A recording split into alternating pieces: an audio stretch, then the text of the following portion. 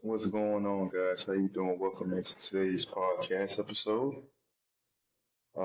This episode, we're gonna look at different things that's happening around the world. Today, we'll talk about the Los Angeles fires and just some different important global events and how to use news to improve your English every day. Okay, so we'll learn new vocabulary, idioms, and examples to help you guys understand some of these different events. All right. So, unless you've been living under a rock, it's an expression that we use in English. Like, if you have not been keeping in touch with the news, or if you've been like not informed about stuff that's happening in the world, we say, "Have you been living under a rock?" or something like that. Unless you've been living under a rock, obviously you've probably heard about the Los Angeles wildfires. Well, let me be a little bit respectful because obviously not everybody knows what's going on in America, but it's just the fact that a lot of people, I guess, are messaging me, so I feel like everybody knows about it, but maybe some people don't. The Los Angeles wildfires, especially in Palisades, which has burned over like 23,000 acres of land. And I don't know if you guys have acres, you guys do acres in your countries, because in America we're different. I don't know. We're strange. We have our own metric systems. So in metric terms, that's about 9,300 hectares, which is which is the size of just a lot of different fields. It's like a lot. So a huge fire, right? So why why did this happen? Everybody's asking me why is that happening? But in California, it's very hot, it's dry, and it's windy. So if you have a lot of trees and you have this mixture in California, which makes it easier for fires to start and spread. Um, like if you think of just like a dry leaf catching fire, it burns really fast, right? So we have this expression when something spreads like wildfire. That spreads like wildfire. That news spread like wildfire. So that's the news that got out and everybody knows about it very quickly.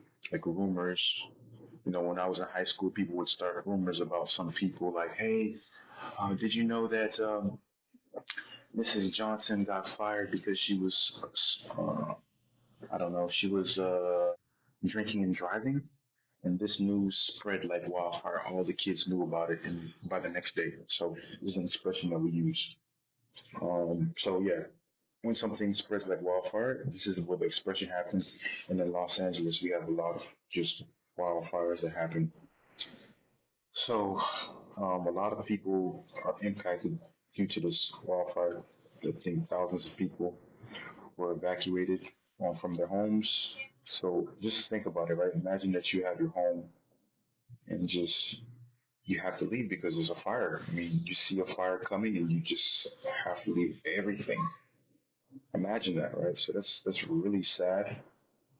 Um, yeah, I was thinking like if that was to happen, what would I grab? Like, well, like I live. I think most of you guys know I don't live in America, so I'm traveling a lot. But like I'm just thinking like if I had to just take my stuff, if I lived in a house with my family, what would be the first things I would grab? Because if I see a fire coming, like, what would you do in that situation?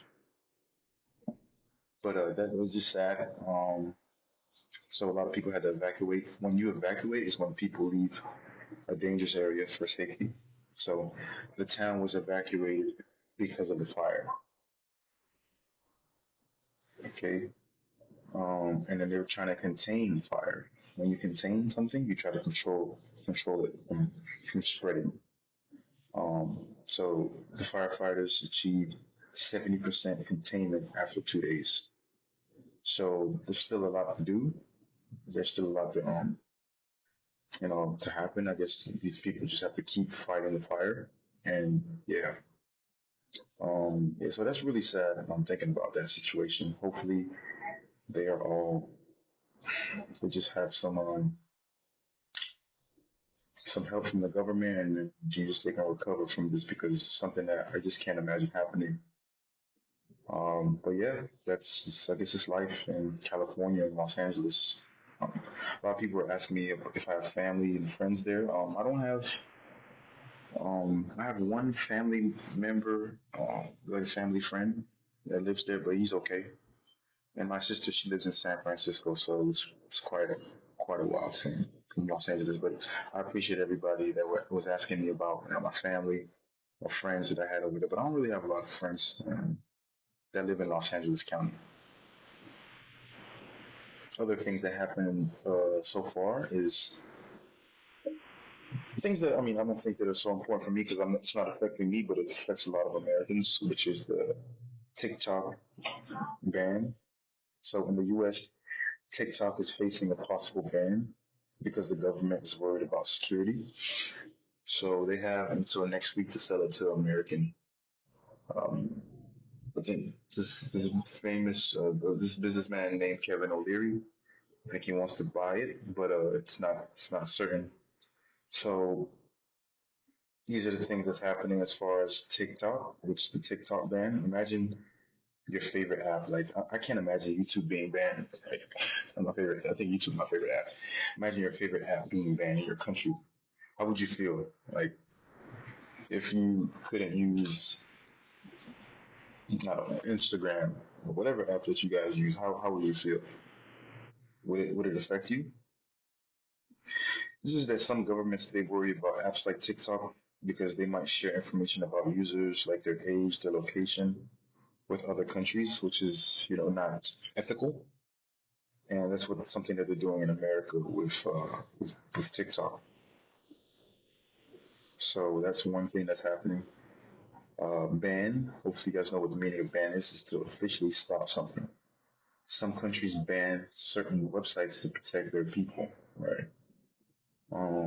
Security concerns. When you worry about safety or protection, the government has security concerns about apps collecting personal data. You can say pronounce this word data or data. It's okay. I say data, but yeah, some people say data.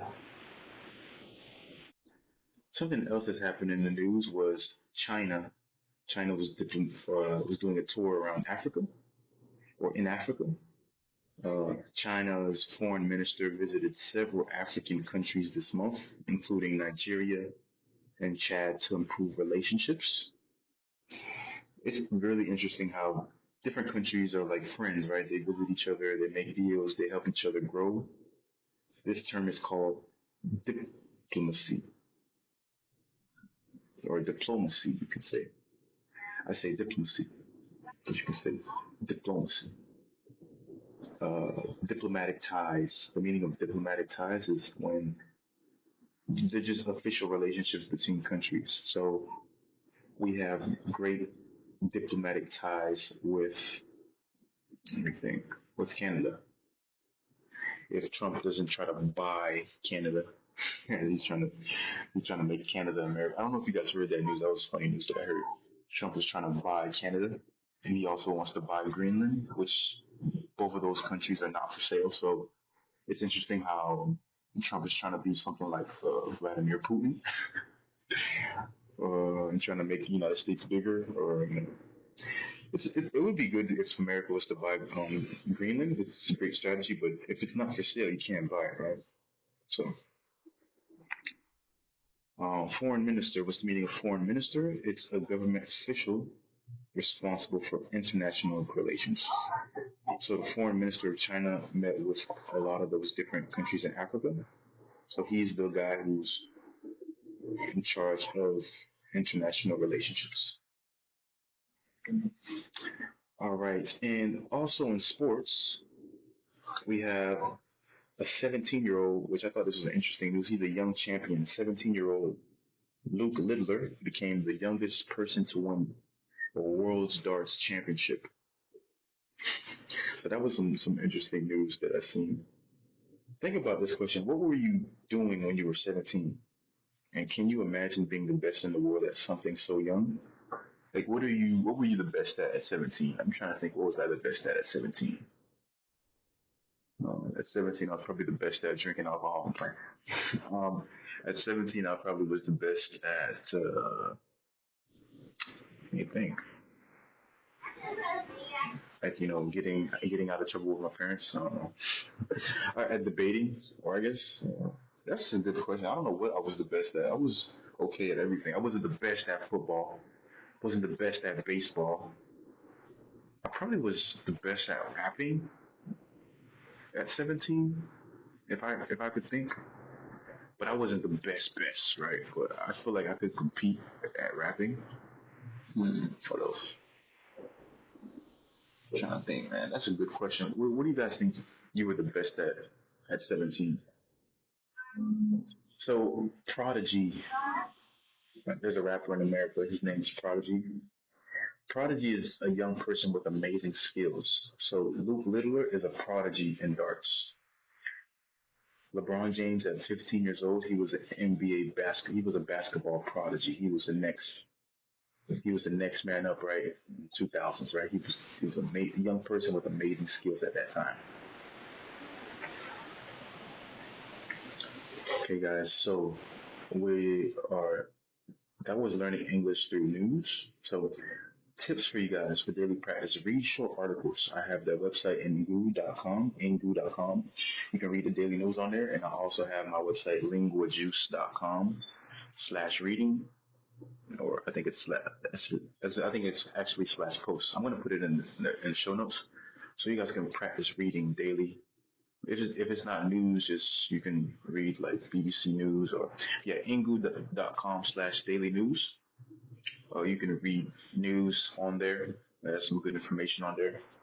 Um, just choose one short article in English every day. Look up new words and write them in your vocabulary tracker.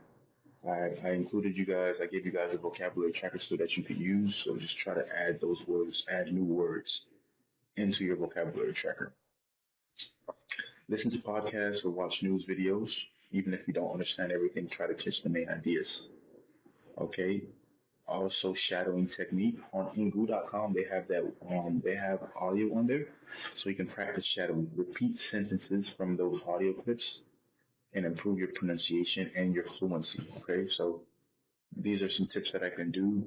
And also, you can actually on Ingu you have the questions as well, the further questions.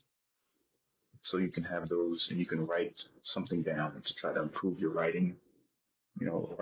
Write two or three sentences about the news story in your own words as well. If you just don't want to do the whole questions, you can just make your own story or your own what you understood in 2 to 3 minutes or two to three sentences. I'm sorry. So expressions to practice, guys, that I have for you. A blessing in disguise. What is the meaning of blessing in disguise? A blessing in disguise is something good that comes from a bad situation.